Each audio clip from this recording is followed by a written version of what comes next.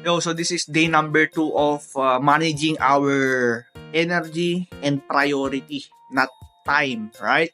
So first thing first, let me show you. It's 4 a.m. or 09 in the morning, and bakit natin to ginagawa? Hindi dahil gusto natin manage yung time natin na dapat marami akong matapos ngayong araw. Actually, isa lang dapat yung matapos ko, dalawa, no?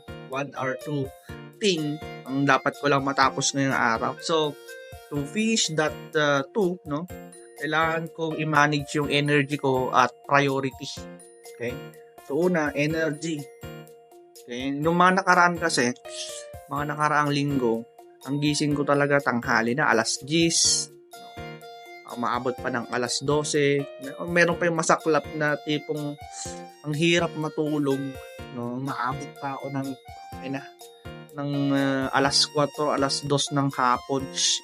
Pagising mo ng ganun, alas 2, alas 4 ng hapon, tapos ilang oras lang, gabi na. Hindi ka na sinikatan ng araw, wala ka nang nakuhang vitamina sa araw.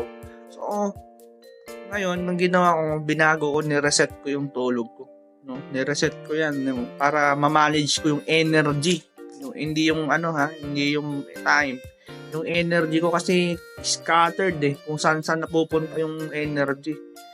Okay? But good thing, no, hindi naman affected masyado yung yung cash flow natin kasi we have system and business assets that take care of the process and operation of our daily operation in business. So, na-automate naman siya. And going back, kahit ganun yung situation ng business, I also still want to improve myself, no, self-development. Okay, hindi na magiging complacent porque maayos yung cash flow mo, magiging complacent ka na. So, sabi ko, nagiging complacent na ako, no? So, challenge natin sarili natin. So, ano yung nangyari? Okay? And, sabi ko, okay, hindi natin priority gumawa ng pera kasi may pumapasok naman na everyday. And, ang priority ko ngayon is mabago yung gising ko at tulog ko para yung energy nandun. Kaya kanina nalimpungatan ako, no? Natulog ako ng maaga. Nalimpungatan ako alas 12. And itong alas 12, akala ko alas 4 na kasi excited ako Parang ang dami kong energy na nauubusan. Inidlip ko muna. Alas 3, wala na. No? Gising na ako, buhay na diwa ko. Gusto ko nang tumakbo, kaso nga lang, medyo madilim pa. Tsaka baka may dito sa amin, sa barrio. No, may mga ahas or baka may makikita tayong hindi makikita. Anyway, so mamayang alas 6 tayo tatakbo. Alright, so right now, ang gagawin ko muna, nagsusulat ako and babasa tayo ng book. So dito muna, kargahan muna natin tong utak natin, no?